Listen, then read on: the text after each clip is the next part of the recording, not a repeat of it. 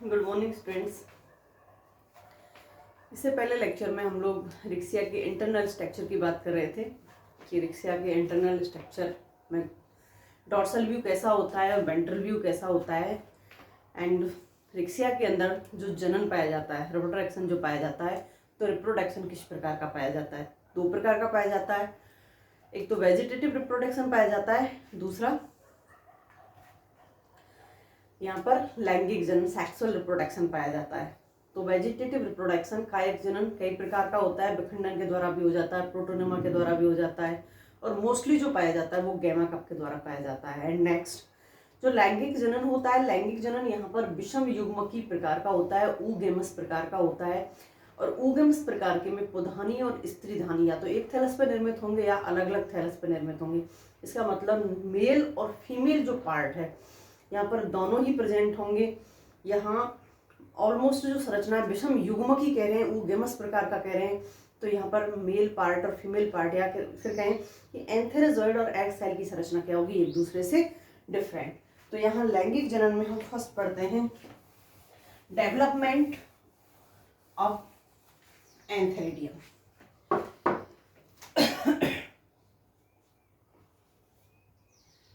पुधानी की संरचना,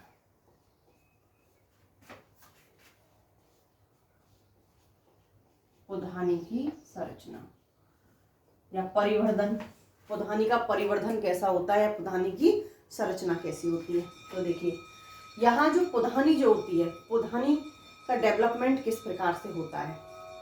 तो पहले हम डायग्राम पीछे बनाएंगे, पहले देखते हैं कि यहाँ जो थैलस होता है, थैलस की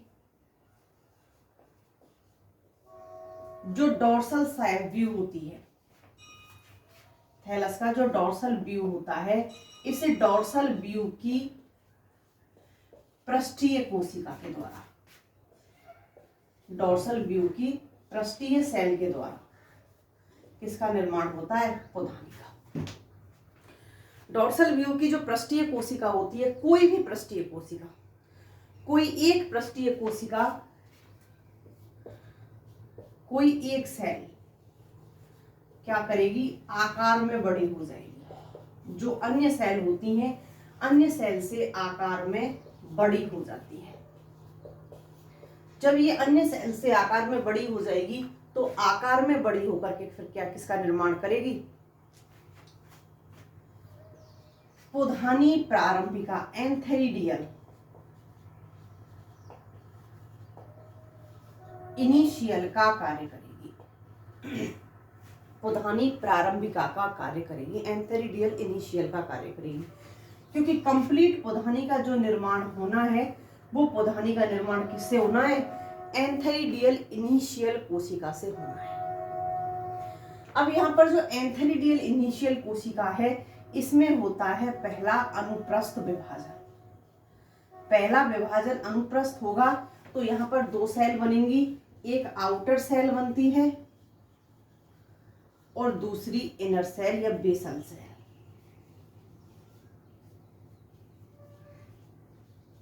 दूसरी इनर सेल या बेसल सेल का निर्माण होता है।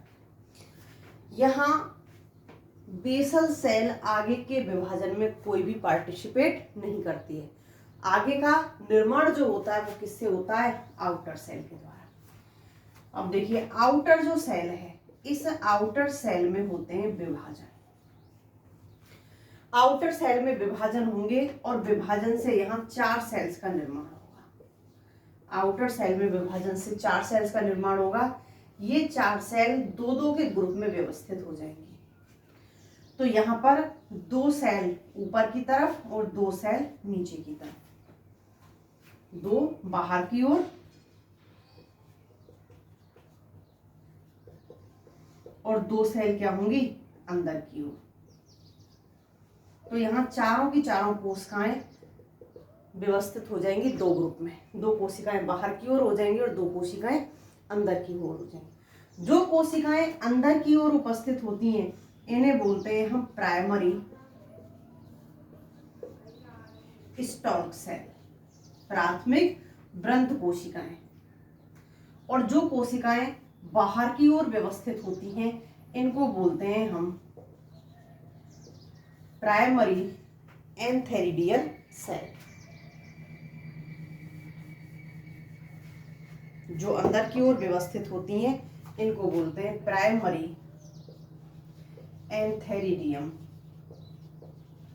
सेल्स। प्राइमरी स्टॉक सेल्स का केवल एक कार्य है व्रंत निर्माण का, क्योंकि पुधानी इस व्रंत के द्वारा किस पर उपस्थित होगी, थैलस पर। तो यहाँ प्राइमरी स्टॉक सेल्स विभाजन करके व्रंत का निर्माण करेंगी और व्रंत पुधानी को किससे जोड़ने का कार्य करेगा, थैलस से जोड़ने का कार्य करेगा। अब बाकी का डेवलपमेंट किसके द्वारा होगा, प्राइमरी एंथेरिडियम सेल्स के द्वारा।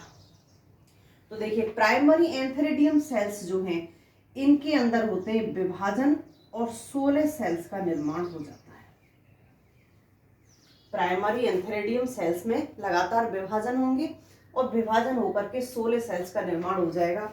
ये सेल्स 2 ग्रुपों में विभक्त हो जाएंगी, या फिर कहें 8-8 सेल्स के 2 लेयरों में,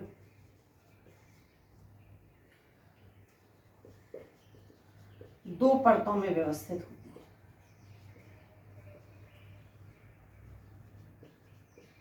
है। ये जो सेल्स हैं वो 8-8 कोशिकाओं की 2 परतों में व्यवस्थित हो जाती हैं।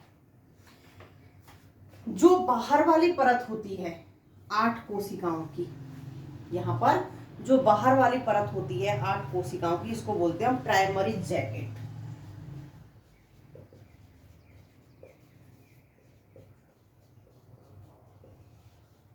सेल्स।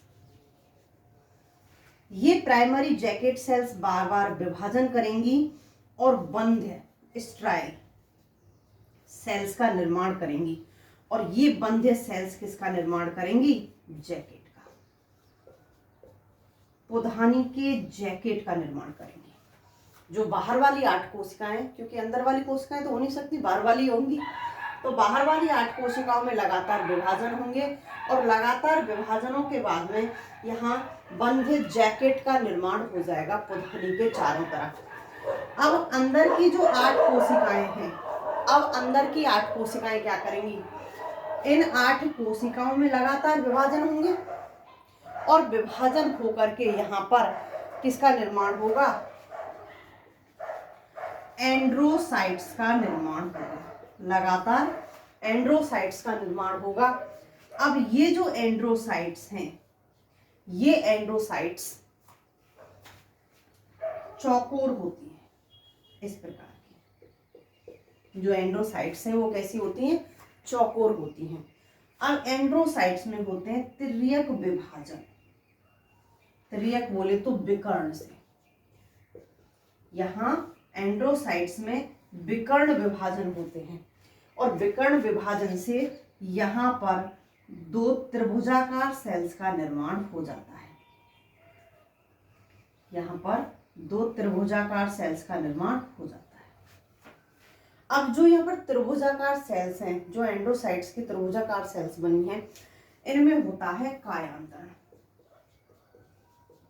सेल्स में क्या होता है, कायांतरण।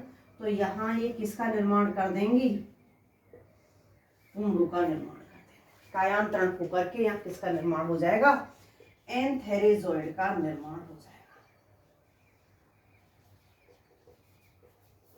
पुंडों का निर्माण हो जाएगा।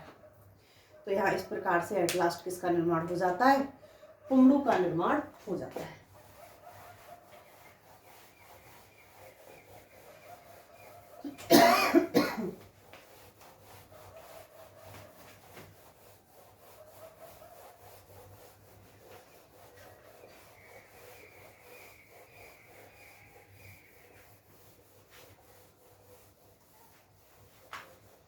देखिए कोई भी पृष्ठीय कोशिका आकार में क्या हो जाएगी, अन्य कोशिकाओं से बड़ी।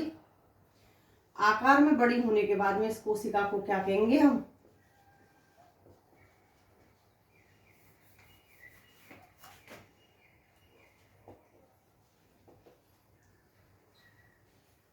Antheridial initial. यहाँ पर जो एंथेरिडियल इनिशियल कोशिका है, इस एंथेरिडियल इनिशियल कोशिका में होते हैं अनुप्रस्थ विभाजन। अनुप्रस्थ विभाजन से यहाँ पर दो कोशिकाओं का निर्माण हो जाता है। ऊपर वाली क्या कहलाती है? आउटर सेल, और नीचे वाली क्या कहलाती है? Basal cell. ऊपर वाली आउटर सेल और नीचे वाली बेसल सेल। बेसल सेल आगे किसी भी प्रकार का कोई पार्टिसिपेट नहीं करती है, तो पार्टिसिपेट किसके द्वारा होता है? केवल आउटर सेल के द्वारा। देखिए यहाँ पर जो आउटर सेल है, बेसल सेल अपनी जगह पर उपस्थित है। आउटर सेल में वापस विभाजन होंगे और वापस विभाजन होकर के यहाँ 4 कोशिकाओं का निर्माण होगा। आउटर सेल में जब विभाजन होंगे तो 4 कोशिकाओं का निर्माण होगा और 4 कोशिकाएं यहाँ दो की लेयर में व्यवस्थित हो जाएंगी। 2 कोशिकाएं नीचे की ओर और 2 कोशिकाएं ऊपर की ओर। एक दूसरे के 2 हमको दिखाई दे रही हैं और 2 इसके पीछे की तरफ। तो यहाँ 4 कोशिकाएं 2-2 के ग्रुप में व्यवस्थित हो जाती हैं। जो नीचे वाली होती हैं इसे बोलते हैं हम प्राइमरी स्टॉक सेल्स, और ऊपर वाली को बोलते हैं हम प्राइमरी एंथेरिडियम सेल्स।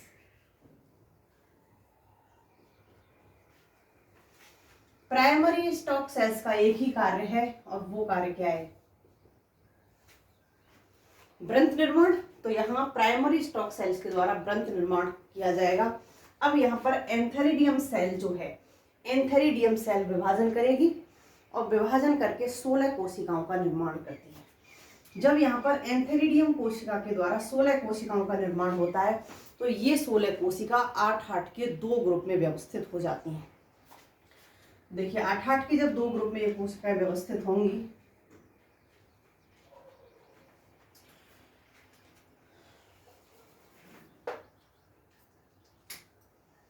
सबसे नीचे की तरफ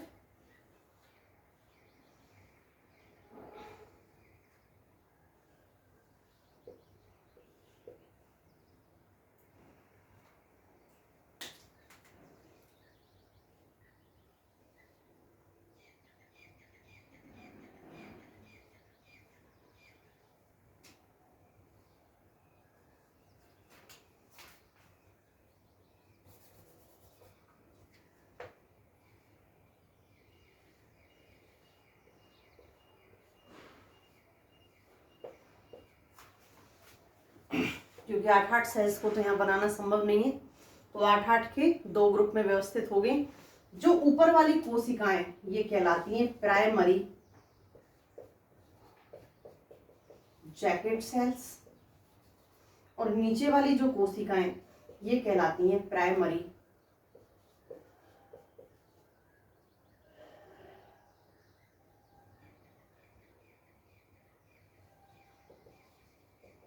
एंथेरिडियम सेल्स। जो नीचे वाली कोशिकाएं वो क्या कहलाएंगी? Primary antheridium cells. तो sorry androgonial cells, primary androgonial cells, I am sorry.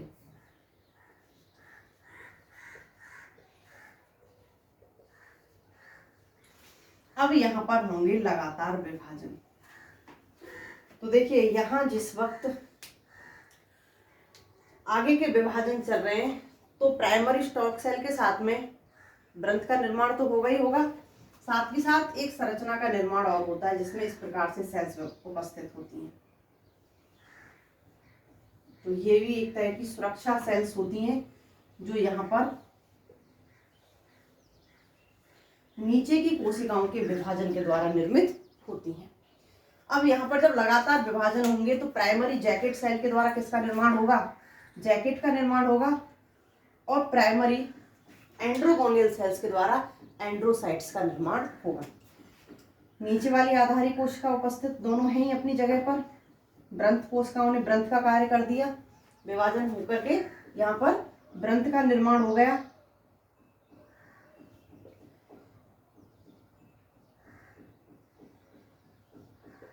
अब यहाँ पर जब ग्रंथ का निर्माण हो जाएगा तो इसके ऊपर इस प्रकार से किसका निर्माण हो जाएगा, पोधानी का निर्माण हो जाएगा। तो यहाँ सबसे बाहर वाली जो कोशिकाओं की जो सतह होती है, या फिर कहें बाहर वाली जो कोशिकाओं की जो परत है, ये परत कौन सी होगी, प्राइमरी जैकेट सेल्स के द्वारा निर्मित होगी। और प्राइमरी जैकेट सेल्स के द्वारा निर्मित हो रही है तो इसको क्या बोलेंगे हम, जैकेट। जैकेट कैसा होता है, बंद है। अब यहाँ पर प्राइमरी एंड्रोगोनियल सेल्स हैं, ये प्राइमरी एंड्रोगोनियल सेल्स लगातार विभाजन करेंगी और विभाजन करके किसका निर्माण करेंगी, यहाँ पर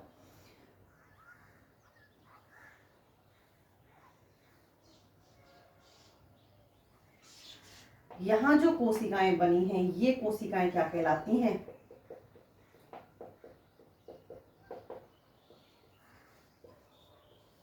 एंड्रोसाइट्स। यहाँ बनी हुई सेल्स क्या कहलाएंगी, एंड्रोसाइट्स कहलाएंगी। अब देखिए यहाँ एंड्रोसाइट्स अभी बताया था मैंने आपको, आयताकार है। प्रत्येक एंड्रोसाइट्स जो कोशिका होती है वो कैसी होती है, आयताकार होती है। इस आयताकार कोशिका में होते हैं विभाजन, और वो विभाजन कैसा होगा, विकर्ण विभाजन। तो यहाँ एंड्रोसाइट जो कोशिका है, ये एंड्रोसाइट कोशिका में यहाँ पर विकर्ण विभाजन होंगे, और विकर्ण विभाजन से एक कोशिका त्रिभुज आकार की दो कोशिकाओं में विभक्त हो जाएगी। तो ये कैसी है, ट्राइगोनल या त्रिभुजाकार सेल, त्रिभुजाकार सेल। यहाँ एक एंड्रोसाइट से दो त्रिभुजाकार कोशिकाओं का निर्माण हो गया। अब देखिए यहाँ पर जो त्रिभुजाकार कोशिका होती है, इस त्रिभुजाकार कोशिका में ब्लेफेरोप्लास्ट, प्रत्येक त्रिभुजाकार कोशिका में इस प्रकार की संरचना पाई जाती है, जिसको क्या बोलते हैं हम, ब्लेफेरोप्लास्ट, ब्लेफेरोप्लास्ट। साथ ही न्यूक्लियस उपस्थित होगा प्रत्येक कोशिका में, क्योंकि न्यूक्लियस क्या होगा, डिवाइड होगा जब कोशिका डिवाइड हो रही है। तो अब यहाँ पर आगे का जो कार्य होगा वो होगा कायांतरण का। तो कायांतरण के द्वारा प्रत्येक कोशिका किसमें बदल जाएगी, एक गोलाकार कोशिका में बदल जाएगी, और ये ब्लेफेरोप्लास्ट क्या होगा, सतह पर इस प्रकार से उपस्थित होगा यहाँ पर, और आगे इस कोशिका में होगा कायांतरण। ये सतह पर क्या उपस्थित है, ब्लेफेरोप्लास्ट। अब इस कोशिका में होगा कायांतरण। जब इस कोशिका में कायांतरण की प्रोसेस होती है तो यहाँ जो गोलाकार कोशिका है, ये गोलाकार कोशिका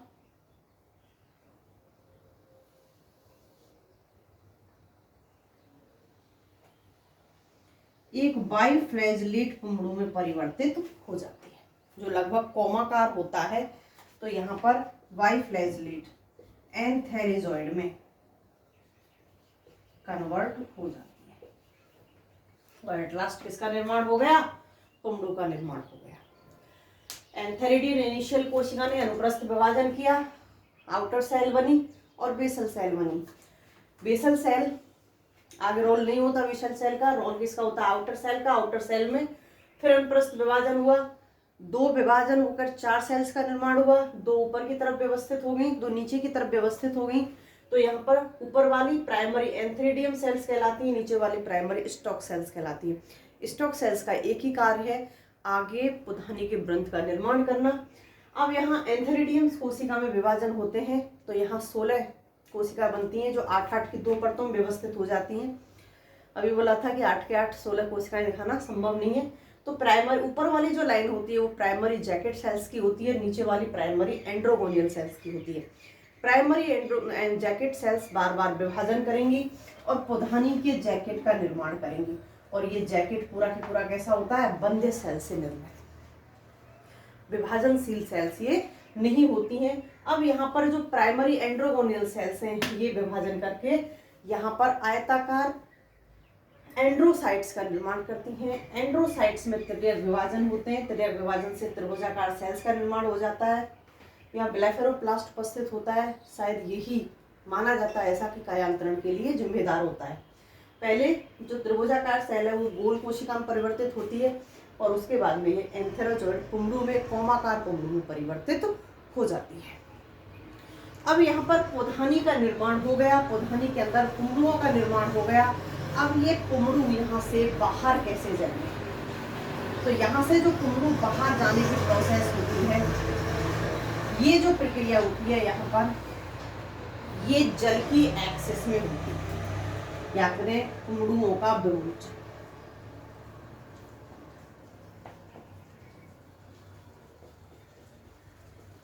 कुंडुओं का विमोचन, विमोचन की जो प्रक्रिया होती है वो जल के आधिक्य में होती है।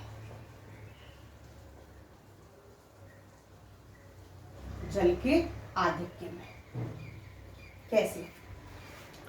जब जल की मात्रा अधिक हो जाती है तो पोधानी के द्वारा, या कहें कि पोधानी सेल्स के द्वारा जल अवशोषित किया जाता है।